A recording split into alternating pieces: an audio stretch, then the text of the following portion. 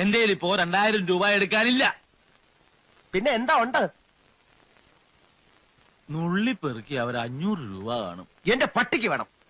മര്യാദക്ക് 2000 രൂപ എന്റെ കയ്യിൽ എണ്ണി തന്നില്ലെങ്കിൽ അതിന്റെ പ്രത്യാഘാതകം. പ്രത്യാഘാതം മേഘം എന്നുള്ളതിന്റെ ഇയാൾ എന്നെ പഠിപ്പിക്കൊന്നും വേണ്ട. പ്രത്യാഘാതം അത് ഭയങ്കരമായിരിക്കും. എന്തും നേരിടാൻ തയ്യാറായിട്ട് തന്നെയായി ഈ നാടകത്തിൽ ഇറങ്ങിത്തിരിച്ചിരിക്കുന്നത്. ഒരുമാതിരി പല തന്തയ്ക്ക് പറഞ്ഞ പരിപാടി എന്റെ അടുത്ത് കാണിക്കരുത്. തൽക്കാലം പല തന്തയുണ്ടെന്ന് വിചാരിച്ചേക്കാം. ഇയാള് ഞാൻ പോവാന്ന്. അതെ, കുറച്ച് പതുക്കെ പറഞ്ഞാലും കേൾക്കാം. പിന്നെന്താ ഞെട്ടാത്തത്?